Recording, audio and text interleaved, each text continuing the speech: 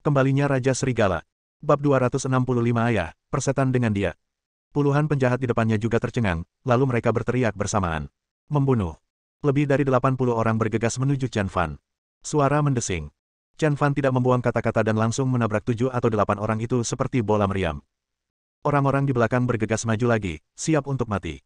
Chen Fan melakukan serangan balik. Satu bernilai 10.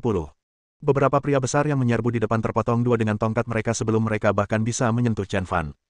Mendarat dengan suara keras. Bahkan tidak ada kesempatan untuk berteriak.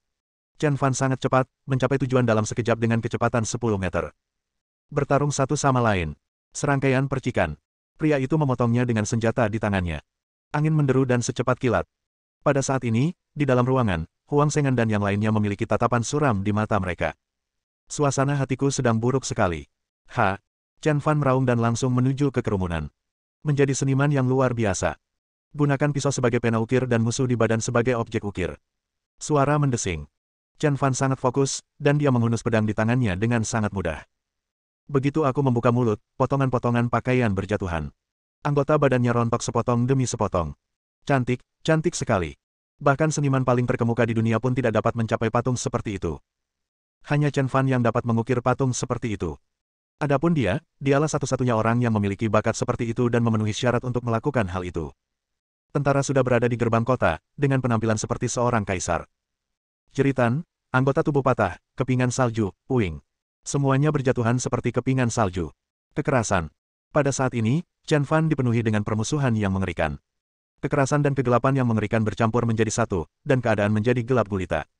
Di kantor, tangan Huang Sengan yang memegang cerutu terus bergetar. Ia ingin menghisap rokok itu, tetapi ia tidak dapat memasukkan cerutu itu ke dalam mulutnya. Takut, ngeri, hatiku hancur. Saya belum pernah melihat orang sekuat itu. Dia bisa menghalangi jalan 10.000 orang dan membunuh orang-orang seperti orang gila. Dia adalah dewa perang, bertarung ke segala arah. Liu Qingqing juga tampak tidak senang, dia juga meremehkan kekuatan Chen Fan. Namun dia bukan wanita biasa, dia kejam dan tidak berperasaan. Dia mendatangi Huang Sengan, memegang tangan Huang Sengan, dan memasukkan cerutu ke mulut Huang Sengan. Tuan, jangan gugup. Meskipun Chen Fan kuat, kami memiliki si botak dan si gendut untuk menjamin keselamatan Anda. Saya yakin bahwa setelah pertempuran yang panjang, momentum Chen Fan akan sangat melemah, dan dia jelas bukan tandingan si botak dan si gendut. Pria botak dan pria gemuk juga menyampaikan pendapat mereka, Tuan, jangan takut. Kami akan membangun tembok pelindung untuk Anda. Huang Sengan sedikit tenang, tetapi meskipun dia berusaha lebih keras, dia tidak dapat menghisap rokoknya. Liu Qingqing melirik ke arah Xiao Xiao di sampingnya dan berkata, lagi pula, kami memiliki putrinya. Jika dia berani berbuat jahat, kami akan membunuhnya. Tidak, tidak. Zuoan berkata dengan tergesa-gesa, Tuan, Anda tidak boleh melakukan kesalahan yang sama lagi. Anda tidak boleh menyentuh putri Chen Fan, jika tidak konsekuensinya akan menjadi bencana. Dia, Chen Fan, rela pergi ke pertemuan itu sendirian demi putrinya. Jika kau menyentuh putrinya, dia akan bertarung sampai mati. Saat itu, seluruh pusat kebugaran Hunggar akan berada dalam masalah. Tuan, dengarkan saranku sekarang. Berlututlah di pintu segera, minta maaf kepada Chen Fan, dan undang Tuan ke sini. Mungkin masih ada kesempatan untuk menahannya. Wah! Sebuah tongkat baseball mengenai dada Zuoan, dan orang yang melakukannya adalah Liu Qingqing. Tuan muda tertua sangat berharga, mengapa kau harus berlutut padanya? Dia hanya sampah, kita bisa mengatasinya. Si botak dan si gendut pun berteriak, Zuoan, dasar sampah, kau hanya ingin pamer pada orang lain, bukan dirimu sendiri. Aku benar-benar ingin membunuhmu dengan satu pisau. Zuoan mengepalkan tangannya, dia tidak bisa memanggil kembali orang yang ingin mati. Pada saat ini, Huang Sengan akhirnya mengisap cerutunya. Dia menghela napas panjang. Persetan, persetan dia sampai mati, persetan dia sampai mati. Lawan dia sampai mati. Sembari berbicara, dia dengan gemetar menekan sebuah nomor telepon. Ayah, anakmu telah ditiduri. Pusat kebugaran Hunggar akan ditutup. Pria ini membunuh lebih dari 100 orang dari kami. Setelah telepon ditutup, Huang Sengan tertawa, Liu Qingqing, si botak, dan si gendut juga tertawa, dan mereka tertawa terbahak-bahak. Dan, pada saat ini, wah, pintu kantor ditendang hingga terbuka. Chen Fan berlumuran darah, tentu saja itu bukan darahnya sendiri, melainkan darah lawannya. Pada saat ini, pedang di tangannya meneteskan darah, dan seluruh tubuhnya dipenuhi dengan permusuhan yang mengerikan, seperti iblis yang merangkak keluar dari kedalaman neraka. Bab 266, satu pukulan, ledakan. Melihat Chen Fan, Xiao Xiao yang diikat di kursi tiba-tiba bergerak. Aku ingin bicara, tetapi bibirku keluh dan tak mampu mengucapkan sepatah kata pun. Dia membuka matanya lebar-lebar, wajahnya penuh ketakutan, dan diam-diam meneteskan air mata. Ledakan. Pertahanan Chen Fan hancur dalam sekejap, dan pedang di tangannya memancarkan cahaya terang. Duka. Sungguh menyayat hati. Melihat bayi kesayangannya disiksa seperti ini, amarahnya bagai bahan bakar yang menyala. Terutama melihat 5 bekas tamparan mengejutkan di wajah Xiao Xiao. Ah, ah, ah, putriku. Xiao Xiaoku, Xiao Xiaoku. Aku akan membunuhmu, membunuhmu. Sialan, kalian semua pantas mati. Jangan tinggalkan seorang pun. Jangan tinggalkan seorang pun. Aku menginginkan nyawa kalian. Pada saat ini, Chen Fan benar-benar menjadi gila, dan sisa-sisa akal sehatnya terbakar oleh amarahnya. Amarah. Kemarahan yang hilang. Huang Zhengan menatap Chen Fan yang bersikap kasar dan sudut mulutnya berkedut. Dia belum pernah melihat seseorang yang begitu gila. Dia mundur 2 langkah, mendayung dengan putus asa, dan berkata, "Botak, gendut, hentikan dia. Hentikan dia, jangan biarkan dia mendekatiku." Keduanya mendapat perintah. Dia melangkah maju. Tubuh yang gemuk benar-benar membentuk tembok, sekilas tembok pengaman. "Wah, tahukah kamu di mana tempat ini?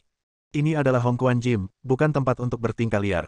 Berlututlah dan akui kesalahanmu segera, dan potong kakimu sendiri. Jika tidak." Chen Fan Yingtan menatap mereka berdua. Si botak yang sedari tadi bicara tiada henti tentang kelebihannya, tiba-tiba menarik napas dingin. Mengerikan. Tatapan mata Chen Fan bagaikan tatapan harimau. "Jangan bicara omong kosong lagi," serang mereka bersama-sama. Chen Fan bahkan tidak melihat ke arah mereka berdua. Pandangannya tertuju pada Xiao Xiao yang diikat di kursi. Jelas sekali. Pria botak dan pria gemuk juga terkejut. Mereka mengelola pusat kebugaran Hunggar dan juga merupakan tokoh terkenal. Lonceng besar itu juga dapat memukulnya. Di kota Sanjiang, ia dianggap sebagai master yang terkenal. Aku tak menyangka orang sembrono ini akan bersikap begitu menghina. "Fatih, jangan buang waktumu bicara padanya, bunuh saja dia." Pria gemuk itu menjilati lidahnya, memfokuskan matanya, dan berkata, "Persetan." Kedua pria itu meraung dan menyerbu. Chen Fan tidak takut akan bahaya. Menghadapi pukulan pria gemuk itu, dia hanya tersenyum. Rentan. Pada saat yang sama, Chen Fan juga meninju. Tinju saling beradu. Ledakan. Bumi berguncang. Ketika kedua kekuatan itu bertabrakan, terjadilah estetika kekerasan yang mengerikan dan seluruh bangunan tampak berguncang. Kemudian, patah. Terdengar suara tulang patah. Ah! Pria gendut itu menjerit dengan keras yang menyayat hati. Ternyata dalam duel satu pukulan, tinju pria gendut itu langsung hancur. Inilah kekuatan yang dapat meninggalkan jejak telapak tangan pada lonceng besar. Kekuatan yang tak tertandingi. Sangat brutal. Ledakan. Pria gemuk itu berguling ke tanah, berguling-guling dan menjerit mengerikan. Pria botak itu pun tertegun. Kekuatan si gendut itu 2 kali lipat darinya.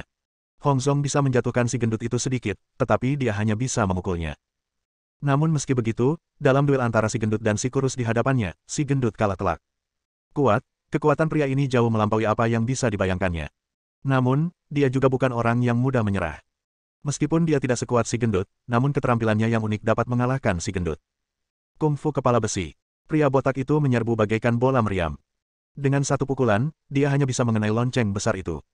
Namun, dengan kungfu kepala besinya, ia mampu memukul Hong Zong begitu keras hingga ia terlempar 10 cm.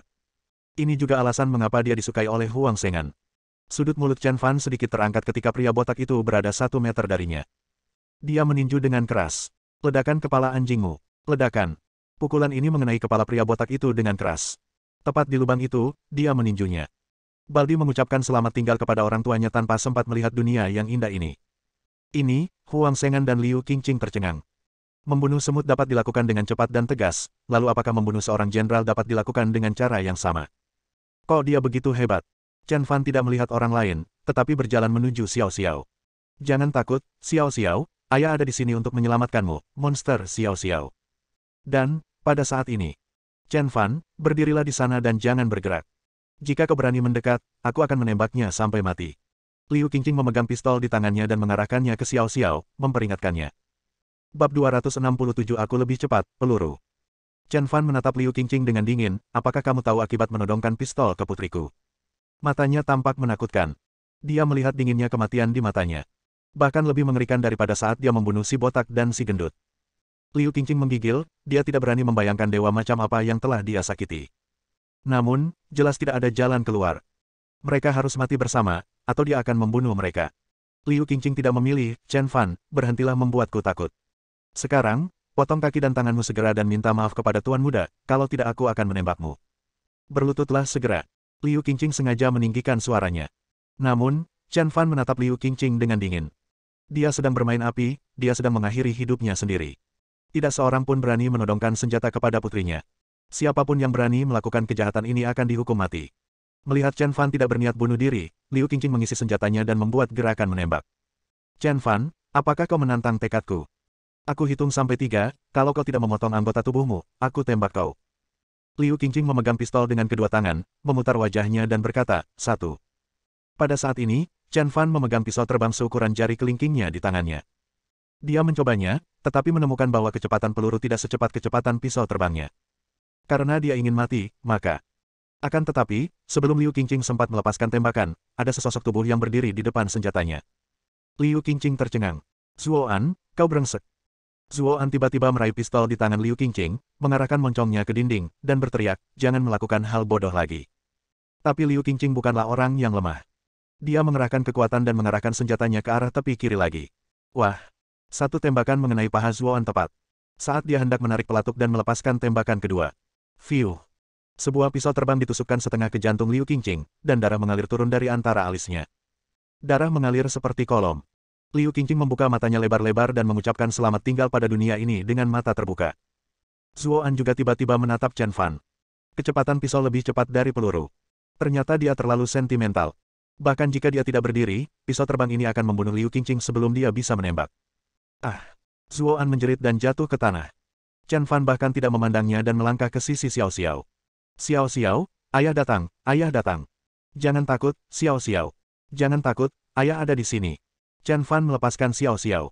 Dengan suara wow, Xiao Xiao memeluk leher Chen Fan dan menangis keras. Ayah yang buruk, kamu ayah yang buruk, kamu ayah yang buruk. Xiao Xiao mengulangi kalimat ini sambil menangis. Nyeri. Hatiku terasa seperti ditusuk pisau. Ya, saya ayah yang buruk. Saya tidak memenuhi tanggung jawab saya sebagai seorang ayah dan gagal melindungi Xiao Xiao. Xiao Xiao, maafkan aku, ayah yang gagal melindungi Xiao Xiao. Ayah turut berduka cita, ayah memang ayah yang jahat. Tertawa dan menangis. Menangis sejadi-jadinya. Menangis sekeras-kerasnya sampai paru-parunya pecah. Hanya seorang ayah yang bisa mengerti rasa sakit seperti ini. Namun, rasa sakit batinnya akhirnya berubah menjadi kebencian, dan semua rasa sakit dan kebencian itu dilimpahkan kepadanya, Huang Sengan.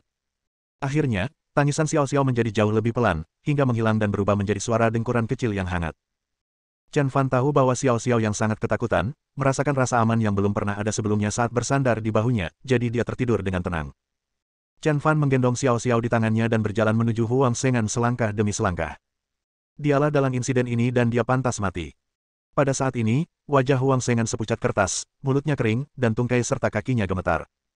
Sambil memegang erat tongkat bisbol di tangannya, dia menatap Chen Fan dengan waspada dan berkata, jangan datang ke sini. Aku bilang, jangan datang ke sini. Jika kamu berani datang ke sini, aku akan memukulmu sampai mati. Chen Fan menghadap Huang Sengan sambil mengarahkan tongkat baseball ke arahnya. Wajahnya tanpa ekspresi dan sangat dingin dan menakutkan. Memukuliku sampai mati. Chen Fan mencibir. Sambil berkata demikian, dia mengangkat jarinya dan mengetukkannya dengan keras pada tongkat bisbol. Wah! Tongkat bisbol itu pecah menjadi potongan-potongan yang tak terhitung jumlahnya, bagaikan mesin pemotong kayu yang memotong kayu. Ini. Huang Sengan sangat ketakutan hingga dia duduk di tanah, menatap Chen Fan seolah-olah dia baru saja melihat hantu. Bab 268 Aku bilang aku akan membunuhmu. Chen Fan, apa yang akan kamu lakukan? Jangan impulsif. Saya katakan kepadamu, impuls adalah iblis, kamu tidak boleh bersikap impulsif. Chen Fan memasang wajah tanpa ekspresi dan tatapan dinginnya tertuju pada Huang Sengan. Huang Sengan merasa seolah-olah ada vampir yang menggigit lehernya dan merasa sangat tidak nyaman. Huang Sengan melangkah mundur selangkah demi selangkah, dan berkata dengan ketakutan di wajahnya, Chen Fan, aku tidak bermaksud jahat. Kau tahu, saat kau meninggalkan jejak telapak tanganmu di Hong Zhong, aku mengagumimu. Aku sangat mengagumi kemampuan bertarungmu, dan aku sangat mengagumimu. Apa yang terjadi hari ini adalah kesalahpahaman belaka. Aku membawa putrimu ke sini hanya untuk membuatmu datang dan bekerja sama denganku. Chen Fan tetap acuh tak acuh seperti biasanya. Huang Sengan terus membantah, kamu pasti marah pada para penjahat yang menghalangimu di pintu, kan? Sebenarnya, mereka tidak punya niat jahat. Mereka hanya ingin menguji kekuatanmu, Tuan Chen, untuk melihat seberapa kuat dirimu. Saya sebenarnya sudah bilang ke mereka untuk tidak bersikap berlebihan. Tuan Chen bukanlah orang yang bisa mereka singgung. Itu benar. Tuan Chen memang sangat kuat, bagaikan dewa yang turun dari surga. Dia memberi mereka pelajaran dalam sekejap. Tapi tidak ada masalah sama sekali. Hanya lebih dari 100 orang yang meninggal. Pada saat yang sama, ini juga membuktikan bahwa kekuatan Tuan Chen luar biasa. Kita pasti bisa bekerja sama. Kerja sama. Chen Fan menatap Huang Sengan dengan dingin. Huang Sengan berkata tergesa-gesa, ini kerjasama. Ada kompetisi tinju di ibu kota provinsi. Jika kamu menang juara pertama, kamu akan mendapat bonus 100 juta yuan. Kemampuan Tuan Chen untuk meninggalkan jejak di Hong Zhong adalah bukti bahwa dia adalah dewa yang turun dari surga. Jika dia berpartisipasi dalam duel itu, dia akan dengan mudah menempati posisi pertama. Dengan cara ini, Tuan Chen akan mendapatkan 100 juta yuan. Dalam kasus ini, kamu dan aku bisa membaginya 50-50. Tidak, 7-3. Itu juga tidak benar. 8-2. Kamu 8 dan aku 2. Tatapan mata Chen Fan saat ini sedingin dia telah jatuh ke dalam gua es. Kau menculik putriku agar aku mau bekerja sama. Huang Sengan menjawab dengan nada meminta maaf, saya tidak punya pilihan. Saya membuat janji dengan Tuan Chen di Hotel Dahao, tetapi sayangnya dia tidak muncul, jadi saya harus menggunakan metode ini. Huang Sengan masih menyeringai, dia masih tidak mengerti arti kata-kata, kematian sudah dekat. Xiao Xiao adalah titik lemah Chen Fan. Siapapun yang berani menyentuhnya akan mati. Dan si bodoh Huang Sengan benar-benar menggunakan cara yang tidak tahu malu seperti itu untuk mengundang Chen Fan membahas kerjasama. Ada ratusan cara untuk mempekerjakan seseorang, tetapi Huang Sengan memilih cara yang akan menyebabkan kematiannya sendiri. Yang dapat saya katakan adalah, kematian sudah dekat. Huang Sengan menyeringai dan berkata, Tuan Chen, apakah Anda memiliki keinginan untuk bekerja sama? Ayo, minum rokok dulu, baru kita ngobrol pelan-pelan. Huang Sengan menyerahkan cerutu sambil tersenyum. Fiuh. Dengan satu pisau, tangan Huang Sengan yang terentang dipisahkan dari tubuhnya. Ah! Huang Sengan menjerit menyayat hati, dan darah mengucur dari tangannya. Rasa sakit yang hebat membuatnya ingin membenturkan kepalanya ke tanah dan mati. Dia menatap Chen Fan dengan dingin dan berteriak, Chen Fan, beraninya kau melumpuhkan lenganku. Apakah kamu tahu siapa aku? Saya adalah putra tertua dari sekolah Hong Kuan, dan ayah saya adalah Huang Tianquan. Kau telah menghancurkanku. Hong Kuan Jim tidak akan memaafkanmu, begitu pula ayahku. Chen Fan bersikap dingin dan kejam, dia melangkah maju dan menginjak wajah Huang Sengan. Aku tidak hanya bisa melumpuhkanmu, aku juga bisa membunuhmu. Kau percaya? Huang Sengan merasa terhina dan malu ketika air itu langsung mengenai wajahnya. Tidak seorang pun yang berani melakukan hal ini kepadanya, dan tidak ada seorang pun yang berani melawannya. Chen Fan adalah yang pertama, tetapi dia akan segera meninggal, jadi tidak ada yang pertama juga. Chen Fan, aku peringatkan kau, sebaiknya kau segera turunkan kakimu dan berlutut di depan pintu. Saya katakan yang sebenarnya. Saya sudah menelepon ayah saya. Kalau tidak terjadi apa-apa, dia akan segera datang. Jika ayahku melihatku seperti ini, kamu akan mendapat masalah besar. Chen Fan tersenyum, bagaimana situasinya? Patahkan tanganku. Geram Huang Sengan. Chen Fan menggelengkan kepalanya dan berkata tanpa daya, aku bilang aku akan membunuhmu. Fiuh. Pedang di tangan Chen Fan menusuk tenggorokan Huang Sengan langsung melalui mulutnya. Huang Sengan mengucapkan selamat tinggal pada dunia yang indah ini. Bersambung.